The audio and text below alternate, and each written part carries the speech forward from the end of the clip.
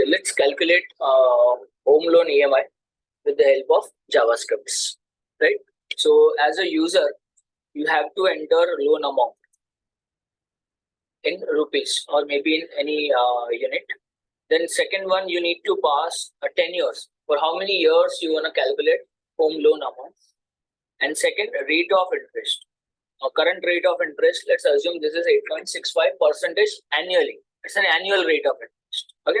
So based on this, you need to check your EMI, right?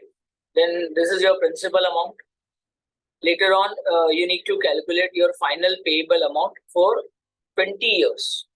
And based on your final payable amount, you will be having your interest amount. Because if you remove, subtract your principal amount from final payable amount, you will be having your interest amount. Okay. So let's calculate home loan. So home loan calculate करने के लिए ये सब procedures करना है. So let's say bootstrap CDN file थोड़ा designing करना होगा. So let's go to HTML file और यहाँ पे bootstrap का CDN implement कर देते हैं. Now next one we need to add few more things. How many text boxes are required? So we need to have text box one for loan amount, second one for tenure, and third one for interest rate. So we need to have total 3 text boxes. So I'll be having class container from Bootstrap. Okay, I think we have to write down all these things in HTML. Okay, so let's say container class. Within container class, I will say heading as home loan EMI. Then let's calculate input type equal to text box. First text box for loan amount. तो इसके लिए place holder लिख देते हैं. So you need to pass your loan amount here. Okay, next one. The next one जो है, second जो है, वहाँ पे हमें rate of interest पास करना है. So I will say rate of interest. Okay, and third one, rate of interest के बाद आप क्या पास करोगे? Duration पास करोगे. That is your tenure. कितने months के लिए, कितने years के लिए आपको home loan calculate करना है? Is it? And finally, we'll be having one button tag. I will say calculate. ठीक है. So let's have this example. अब देखते हैं इसका आउटकम क्या आता है. So बटन को तब तक क्लास देते हैं हम लोग यहाँ पे. So class equal to button start और few more हम लोग यहाँ पे break elements पास करें. ठीक है. And for text boxes, you may set your one more class, that is form control. Bootstrap के classes है वो use कर सकते हैं. So let's say form hyphen control.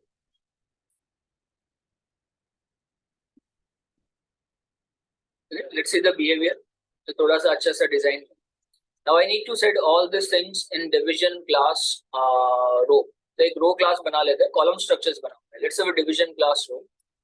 Column Excel 7 और 7 के अंदर ये text boxes क्या करते हैं? पास करते हैं. और जो कॉल एक्सेल 5 है, ओके, यहाँ पे आपको क्या करना है? चार्ट या तो ग्राफ डिस्प्ले करना है. Okay, so if you see यहाँ पे इन्होंने भी चार्ट्स जो है वो डिस्प्ले किया हुआ. So this is your call 7 and call 5. Now your values are ready. You just need to capture data from text boxes. So button के click पे let's capture data from text boxes. Now here you may use ID और class और बहुत सारे ways है हमारे पास. तो ये केस में हम लोग यहाँ पे एक अच्छा सा कॉन्सेप्ट यूज करेंगे. I'll be using name attribute. Name attribute से भी आप डेटा क्या कर सकते हो? कैप्चर कर सकते हो.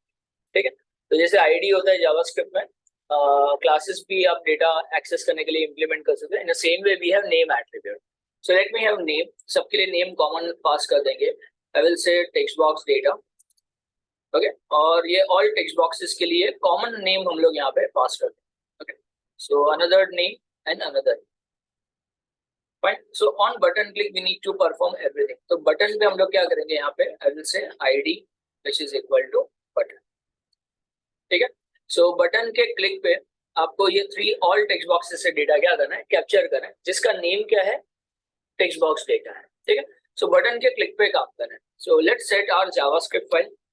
Okay, JavaScript फाइल जो है हमारे पास ऑलरेडी यहाँ पे अवेलेबल है. That is home loan EMI.js. जो भी कोड लिखना है आपको इसके अंदर लिख. ठीक है. इसके क्लिक पे काम करना है आपको, बटन के क्लिक पे काम. चलिए ठीक है. तो let's go to JavaScript document. Okay, और गेट एलिमेंट बाय आईडी, और आईडी का नाम क्या यूज करोगे यहाँ पे जाके बटन। देखते हैं इसका रिजल्ट क्या आता है। So let's do inspect element. यहाँ पे कंसोल करके देखते हैं कि बटन अवेलेबल है क्या। अगर बटन अवेलेबल है तो ऑन क्लिक भी अवेलेबल है। See your button element is ready. तो बटन एलिमेंट अगर रेडी है so you just need to see the property, और प्रॉपर्टी का नाम क्या है हमारे पास यहाँ पे ऑन क्लिक। तो let's handle your events via JavaScript. This is called as DOM event handlers. ठीक है, तो आप जावास्क्रिप्ट से जब इवेंट्स को हैंडल करते हो तो दिस इज कॉल्ड एज डोम, मतलब document object model structure event. और क्या करोगे यहाँ पे आप हैंडलर यूज करोगे। ठीक है, तो कैसे लिखेंगे, document gate element by ID, ID का नाम हो गया बटन, और यहाँ पे लिखेंगे ऑन क्लिक। ऑन क्लिक पे आप एक फंक्शन को असाइन कर सकते हो। If you are assigning a function, then it is called as first class function. इसको फर्स्ट क्लास फंक्शंस भी कहते हैं। तो आप आइदर एरो फंक्शन असाइन कर सकते हो और मे बी आप एनोनिमस फंक्शन यहाँ पे असाइन कर सकते हो। This is allowed. तो जब आप फंक्शन असाइन करोगे तो इवेंट क्या होगा, यहाँ पे आपका हैंडल हो जाएगा। ठीक है, चलो देखते हैं बटन के क्लिक पे इवेंट हैंडल होता है या। Let's do reload and when you see your button element, ये देखो बटन पे आपका इवेंट क्या हो गया, अटैच हो चुका है। So this is what we have attached our event via JavaScript, event handling methods. Okay, next one. अब बटन के क्लिक पे we need to capture data from text box data. अब ID नहीं है हमारे पास, क्लासेस भी नहीं, हमने एक स्पेशल एट्रीब्यूट यूज किया नेम। तो नेम से डेटा कैसे कैप्चर कर दे। सो एकदम सिंपल फॉर्मूला है। सबसे पहले हम लोग यहाँ पे लिखेंगे डॉक्यूमेंट। ठीक है, डॉक्यूमेंट मतलब आपका एंटायर वेब पेज। अब ये वेब पेज में ऐसा कौन सा मेथड है डोम स्ट्रक्चर में जिसके थ्रू आप नेम से डेटा कैप्चर कर सकते हैं। तो इसके लिए आपको कुछ प्रोविजन करना होगा, कंसोल में देखना। So on button click your document is ready. इसको एनहांस करेंगे, we need to win this prototype. Prototype का नाम है HTML डॉक्यूमेंट प्रोटोटाइप। इसके अंदर आपके पास एक और एक प्रोटोटाइप मिलेगा और वो प्रोटोटाइप का नाम क्या है, डॉक्यूमेंट प्रोटोटाइप। और within this you will see a special DOM selector method, और वो सिलेक्टर मेथड का जो नाम है वो नाम क्या है, गेट एलिमेंट्स बाय नेम। अगर आपके पास एट्रीब्यूट नेम है तो वो नेम से जो वैल्यू एक्सेस करना है उसके लिए आपको कौन सा वाला मेथड यूज करना होगा, गेट। गेट मतलब सिलेक्ट करो, एलिमेंट्स मतलब आपके HTML टैग्स, और बाय कैसे सिलेक्ट करना है, आपको नेम के थ्रू सिलेक्ट करना है। ठीक है, तो हमारे पास ऑलरेडी नेम जो है वो HTML में रेडी है, और वो नेम क्या है, TXT डेटा करके। ठीक है, चलो तो यहाँ पे लिखता हूं मैं, लेट्स हैव अ डॉक्यूमेंट, और डॉक्यूमेंट के बाद गेट एलिमेंट्स बाय नेम, और जो नेम हमने कॉमनली पास किया है सबके लिए वो नेम हम लोग यहाँ पे जाके डंप कर दें। अब हमारे पास 3 नेम्स है सेम नाम के, सो लॉजिकली आपको कलेक्शन बना के देना चाहिए, एरेज बना के देना चाहिए।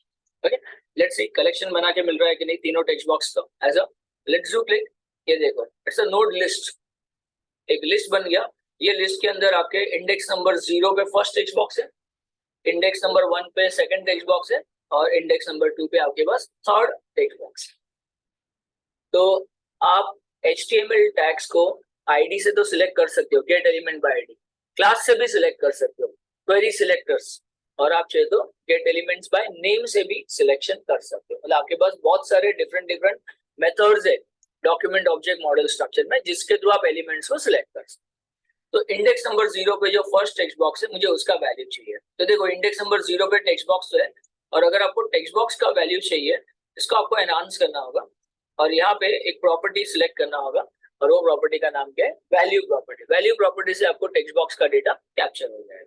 तो सबसे पहला तो आपको अमाउंट आने वाला है। ठीक है, आई विल से वेरिएबल अमाउंट।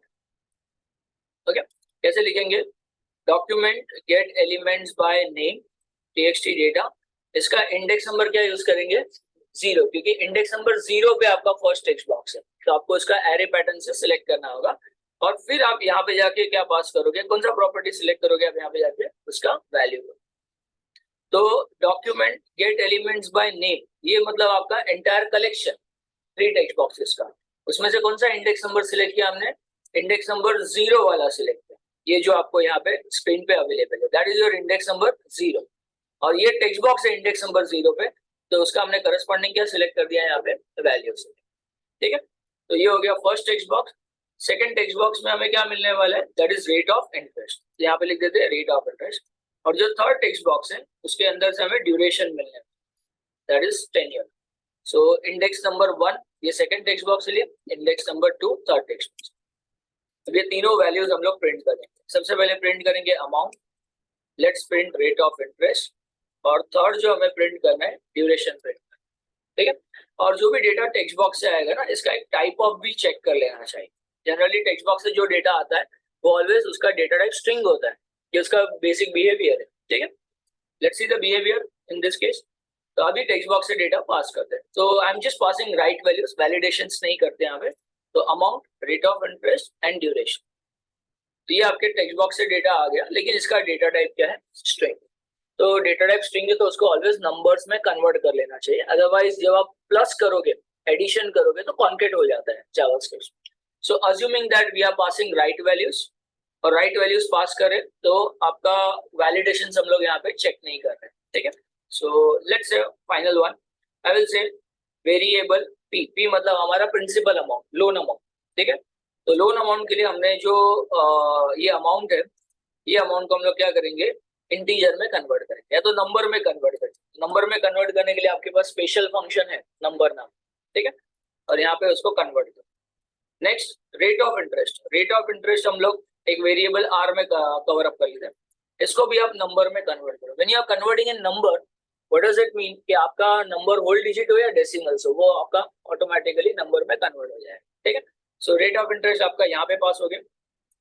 एंड लास्ट में ड्यूरेशन, सो ड्यूरेशन के लिए I just need to pass n, n मतलब आपका टेन्योर, ड्यूरेशन। तो ड्यूरेशन हम लोग यहाँ पे जाके कैप्चर करें, ठीक है। So now you have text box amount which is converted into numbers into this variable and corresponding rate of interest and duration. अब आपको होम लोन कैलकुलेट, तो होम लोन कैलकुलेट कैसे करना है, इसके लिए आपको थोड़ा सा पढ़ना पड़ेगा यहाँ पे। सी, होम लोन कैलकुलेट करने के लिए देव गिवन कि दिस इज अ फॉर्मूला। तो सबसे पहले आपको प्रिंसिपल अमाउंट और रेट ऑफ इंटरेस्ट को क्या करना होगा, मल्टीप्लाई करना, फिर 1 प्लस आर मतलब रेट ऑफ इंटरेस्ट, और उसका पावर निकालना होगा, जिसका पावर कैसे निकालोगे, टेन्योर से निकालोगे, that is raise to n, और बाद में फिर आपका ये मैथ्स एक्स्ट्रा वर्कआउट होगा। तो इसको पहले आप क्या करोगे, कमेंट में पास कर दोगे आपके अंडरस्टैंडिंग के लिए, ठीक है। So this is how we need to calculate home loan interest. दूसरा कुछ रूल्स उन्होंने दिया हुआ है कि लोन जो टेन्योर होगा वो आपको किस में कन्वर्ट करना होगा, मंथ में कन्वर्ट करना। This is also one of the part जो आपको यहाँ पे कन्वर्ट करना है। और सेकेंड जो रेट ऑफ इंटरेस्ट है वो एनुअल नहीं चाहिए, वो कैसे चाहिए आपको यहाँ पे, मंथ में कन्वर्ट करना है। तो that is also we need to do additional stuffs in this case. तो रेट ऑफ इंटरेस्ट कैसे मंथ में कन्वर्ट होता है, जो भी एनुअल रेट ऑफ इंटरेस्ट है उसको आप डिवाइड बाय क्या करोगे, 12 कर दोगे, तो वो मंथ में कन्वर्ट हो जाएगा। और परसेंटेज है, इसके लिए डिवाइडेड बाय क्या करना है, 100 करना है। तो ये इन्होंने यहाँ पे थोड़ा सा बेसिक्स दिया हुआ है। तो लेट्स परफॉर्म दिस। तो सबसे पहले जो रेट ऑफ इंटरेस्ट है वो कैसे कैलकुलेट होगा, जो भी रेट ऑफ इंटरेस्ट ईयरली है इसको डिवाइड बाय क्या करना है, 12 करना है, और डिवाइड बाय क्या कर दोगे आप यहाँ पे, 100। ये समझ में आ गया आपको, यस। नेक्स्ट जो है that is tenure, tenure yearly हमने पास किया है, इसको मल्टीप्लाई बाय क्या कर देंगे हम लोग, 12 कर देंगे। तो ये मंथ में आपका टेन्योर क्या हो जाएगा, कैलकुलेट हो, राइट। सो आपका जो रेट ऑफ इंटरेस्ट है आप जो यहाँ पे टेक्स्ट बॉक्स से पास करोगे वो ईयर्स में है, बराबर है। और एक्सपेक्टेड रेट ऑफ इंटरेस्ट क्या है आपका यहाँ पे, मंथ में। तो जो भी नंबर ऑफ ईयर है divided by multiply by 12, that is your rate of interest calculation. अब फाइनल वेरिएबल ईएमआई कैलकुलेशन करेंगे। तो ईएमआई कैलकुलेशन में क्या है, ये वाला कैलकुलेशन आपको देखना है। तो सबसे पहले principal amount multiply by rate of interest जैसे लिखा है यहाँ पे, एंड देन मल्टीप्लाई बाय इसको ग्रुप में पास करेंगे कि पहले 1 प्लस रेट ऑफ इंटरेस्ट और पावर निकालना। तो पावर निकालने के लिए आप यहाँ पे एक्सपोनेंशियल ऑपरेटर यूज कर सकते हैं। जावास्क्रिप्ट में कौन सा ऑपरेटर होता है, एक्सपोनेंशियल ऑपरेटर, या तो मैथ लाइब्रेरी में एक पावर नाम का भी फंक्शन है वो भी यूज कर सकते हैं।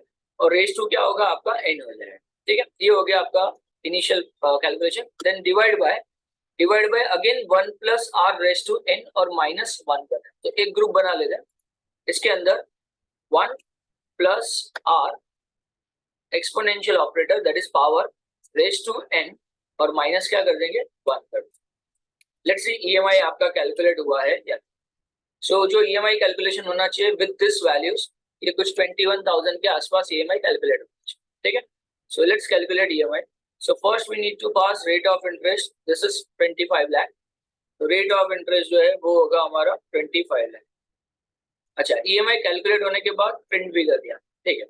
नेक्स्ट जो है दैट इज 10 ईयर्स, 20 ईयर्स का 10 ईयर्स रहेगा हमारा। सो लेट्स से 20 ईयर्स का आई थिंक 10 ईयर्स यहाँ पे। एंड थर्ड वन जो है that is rate of interest 8.65। So let's say 8.65 and do submit.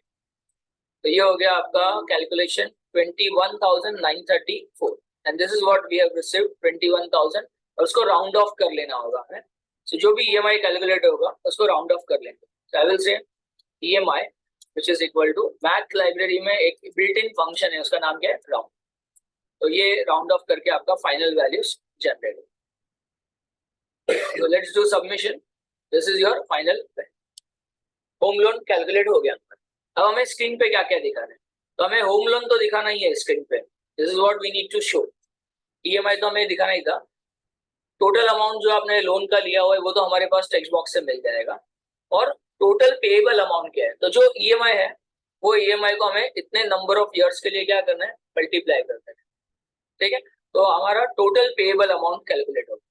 So let's have a variable total payable amount. I will से total payable.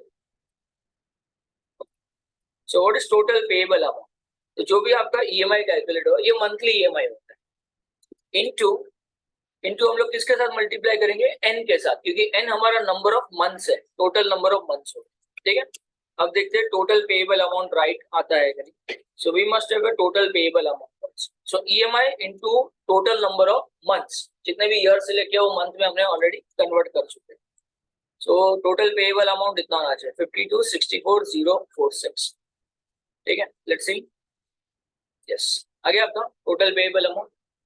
और उसके बाद आपको ये टोटल पेएबल अमाउंट से होम जो आपका एक्चुअल लोन अमाउंट है उसको क्या करना होगा, माइनस करना होगा, तो वो इंटरेस्ट कैलकुलेट, ठीक है। So let's calculate your final interest. So variable interest, जितना आपको इंटरेस्ट पे करना है इतने नंबर ऑफ ईयर्स में, तो जो भी आपका टोटल पेएबल अमाउंट होगा दिस वन, इसमें से आप आपके जो प्रिंसिपल अमाउंट है इसको आप क्या करोगे, माइनस करोगे।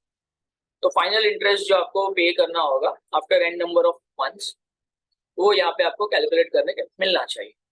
सो let's do calculate. So this is your 27,64,160। तो उसके आसपास आपको ये डेटा क्या हो जाएगा, check. And now we need to show all this things. So हमारे पास लेफ्ट साइड फॉर्म में तो डेटा है, यहाँ पे हमें डेटा क्या करना है, चार्ट में भी डिस्प्ले करना है as well as paragraph format में भी डिस्प्ले करना है। So let's have few quickly HTML tags here, कुछ HTML tags पास कर देते हैं। तो सबसे पहले हम लोग यहाँ पे एक H1 टैग पास करेंगे और H1 टैग का जो ईमेल आईडी रखेंगे वो EMI होगा, ठीक है। और उसके बाद, ठीक है, इसके अंदर चाहिए तो यहाँ पे हम लोग स्पैन ले लेते हैं, वो बेटर रहेगा। यहाँ पे लिख देते हैं EMI value, let's implement span element, और उसका आईडी लिख देते हैं यहाँ पे EMI, ठीक है। देन उसके बाद हमें यहाँ पे H2 टैग चाहिए। H2 टैग में हमें यहाँ पे लोन अमाउंट करके लिखना, और let's have a span element, और स्पैन एलिमेंट में यहाँ पे लिख देते हैं loan. Next one more H2 tag. उसके बाद यहाँ पे हम लोग को क्या डिस्प्ले करना है, इंटरेस्ट डिस्प्ले करना है। सो इसका आईडी भी क्या रख देते हैं, यहाँ पे इंटरेस्ट रख देते हैं, और यहाँ पे फाइनल अमाउंट करके जो पेएबल अमाउंट है, सो फाइनल अमाउंट, और इसका आईडी भी हम लोग यहाँ पे लिख देते हैं final. So we have total 4 IDs: EMI, right, loan amount, interest, and final amount. तो हमारे पास डेटा भी रेडी है। Now let's dump all this data. So I will say document get element by ID.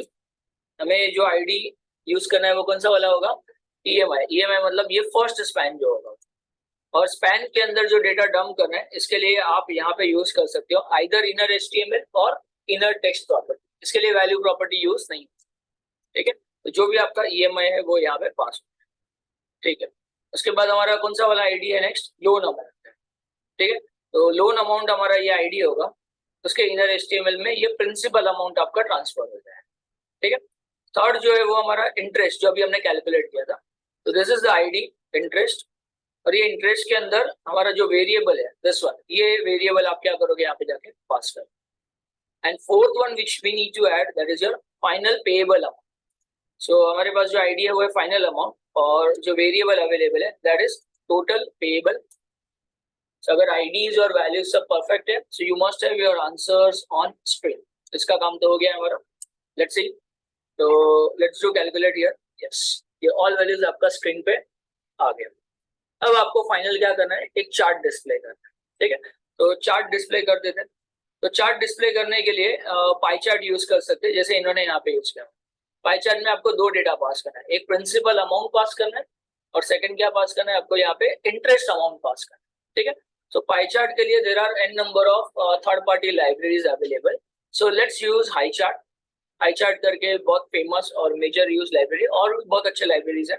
So let's implement pie chart in this case. ये इसका sample example है. आपको implement कैसे करना है, so they have written this code here. चेस Twitter और CodePen में जाके आप इसका कोड देख सकते हो. So let's visit this website. और कोड में क्या लिखा है, एक ऑल ओवर पहले आइडिया ले लेते हैं कि एग्जैक्टली क्या क्या इन्होंने लिखा हुआ है. तो इसके अंदर इन्होंने क्या क्या किया होगा, सबसे पहले इन्होंने डेटा पास किया होगा. जैसे ये ब्राउजर के रिलेटेड इंफॉर्मेशन है, सो ब्राउजर और उसके मे बी यूसेज के ऊपर इन्होंने यहाँ पे पास ऑन करके रखा होगा. ठीक है, तो ये कोड है. ये कोड में अगर आप देखोगे, this is your HTML script.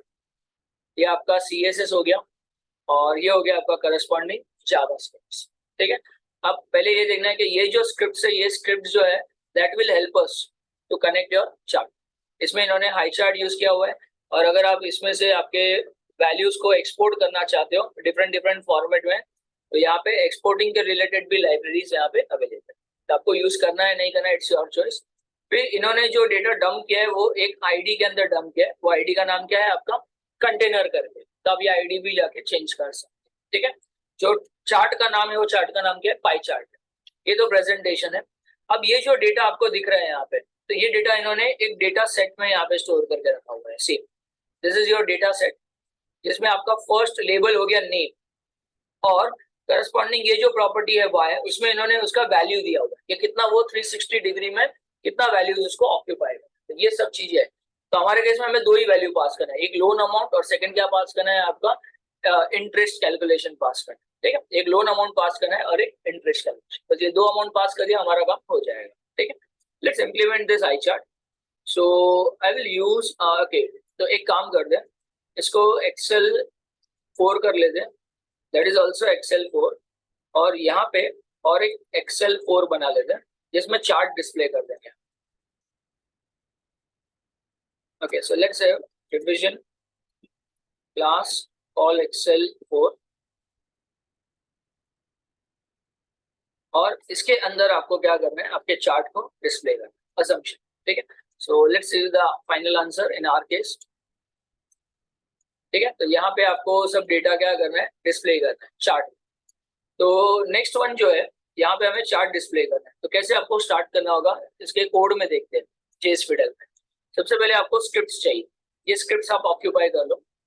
So in our HTML page about this JavaScript, हम लोग ये सब स्क्रिप्ट्स को क्या करते हैं, एक्सेस कर लेते. नेक्स्ट, इसके बाद इनका जो प्रेजेंटेशन है वो आप CSS यहाँ से एक्सेस कर दो. सो प्रेजेंटेशन आप टॉप में भी रख सकते हैं. I am just passing presentation on top. ठीक है, बूटस्ट्रैप के नीचे यहाँ पे सब प्रेजेंटेशन पास कर देते हैं, या तो एक्सटर्नल CSS फाइल भी बना सकते हैं. It's your choice. ये प्रेजेंटेशन हो गया. ठीक है, नेक्स्ट जो है दैट इज उसके बाद आपको एक डिवीजन आईडी कंटेनर क्रिएट करना होगा. तो हमारे केस में जो हमारा थर्ड कॉलम Excel 4 है, जहाँ पे चार्ट आने वाले हैं, वहां पे डिवीजन आईडी कंटेनर हमने डंप कर दिया, क्योंकि यहाँ पे आपका चार्ट क्या होगा, डिस्प्ले. और ये जो कोड है, ये कोड मैं यहाँ से एक्सेस कर लेता हूँ. ये एंटायर ये कोड हमें इम्प्लीमेंट करना होगा. So let's access this code. तो हमारे पास जहाँ पे कैलकुलेशन सेट हो चुका है, यहाँ पे ये सब डेटा आपका डंप हो चुका है. इसके बिलो हम लोग यहाँ पे क्या करेंगे, चार्ट्स को इम्प्लीमेंट करेंगे. So let's have an entire code. पहले यहाँ पे एंटायर कोड पास कर देते हैं. ठीक है, यहाँ पे एंटायर कोड आपका पास कर देते हैं. बाकी अगर कुछ चेंजेस करना तो लेटर ऑन करेंगे. सबसे पहले डेटा सेट फिलअप कर देते हैं. So we need to pass only two things. एक EMI एक हमें पास करना है loan amount, that is P, बराबर है, ये लोन अमाउंट. और दूसरा जो हमें पास करना है वो है आपका टोटल इंटरेस्ट. तो ये जो नेम है यहाँ पे हम लोग चेंज करते हैं. ठीक है, इसमें पास क्या करेंगे, लोन अमाउंट. और दूसरा जो नेम होगा वो होगा आपका यहाँ पे टोटल इंटरेस्ट. राइट है, लोन अमाउंट में आपका वेरिएबल पास कर देना है, दैट इज P. और जो इंटरेस्ट है उसमें आपका जो वेरिएबल कैलकुलेट हुआ है दैट इज ऑल्सो. और बाकी का जो ये डेटा है आई थिंक इसकी जरूरत नहीं, तो ये सब निकाल देते हैं, right. So we have only two things, one is loan amount and second one is total. अगर सब परफेक्ट है तो we must have a proper answer. Let's see, let's see the final answer. ये चार्ट आपका ready हुआ है, तो let's do click here. Yes, this is the final answer. This is your total amount and this is your loan amount, right? और बाद में आप ये सब वैल्यूज भी लेटर ऑन चेंज कर सकते हो, तो वो लेबल आपका यहाँ पे लिखा हुआ रहेगा. सिर्फ that is your EMI calculations. Okay, और चार्ट थोड़ा बेटर वे से डिस्प्ले करते, तो एक काम करते हैं, मेक इट दिस वन 7, इसको 5 करते हैं और ये फुल 12 रखते हैं. मतलब बॉटम में आपको चार्ट क्या होगा, डिस्प्ले हो जाएगा. थोड़ा कॉलम स्ट्रक्चर चेंज कर देते हैं, सो वो बेटर वे से आपका चार्ट डिस्प्ले होगा. Yes, this is perfect. तो ये हो गया हमारा होम लोन EMI कैलकुलेशन. इसमें आप एक एडिशनल स्टेप्स भी कर सकते हो कि एक बार आपका लोन कैलकुलेट हो जाए तो आप उसको टेबुलर फॉर्मेट में भी डेटा डिस्प्ले कर सकते हो. बट इसके लिए आपको पहले इंटरेस्ट कंपोनेंट कैसे निकालना है वो सब थोड़ा सा देखें. Okay, so all over summary, what we have done, we have received data from these 3 text boxes, and here we have used a specially HTML tags जिसका एट्रीब्यूट का नाम क्या है, नेम. ठीक है, फिर हमने इवेंट हैंडलर यूज किया है, तो बटन के क्लिक पे हमने सब परफॉर्म किया हुआ है. ठीक है, सो on button click, ID button के क्लिक पे आपने एंटायर कोड क्या किया, जनरेट किया. तो you have handled your events in JavaScript. So gate elements by name, it's a special selector जिसमें आपको एक लिस्ट जनरेट होगा और उसके लिस्ट के इंडेक्स नंबर वाइज हमने टेक्स्ट बॉक्सेस से डेटा कैप्चर कर लिया. EMI कैलकुलेट करने से पहले जो भी टेक्स्ट बॉक्सेस के डेटा है वो कन्वर्ट कर दो नंबर्स में. ठीक है, फिर आपका रेट ऑफ इंटरेस्ट को मंथ में कन्वर्ट करो और ड्यूरेशन है उसको आप मल्टीप्लाई बाय 12 कर दो, तो वो मंथ में ड्यूरेशन जनरेट हो जाएगा. This is your home loan EMI calculation. ठीक है, टोटल पेएबल जो अमाउंट है वो भी आप यहाँ पे एक्सेस कर लो, and then show your values and apply everything on chart, and finally you will be receiving your answers like this. Okay, so that was the summary of EMI calculation, right? Okay.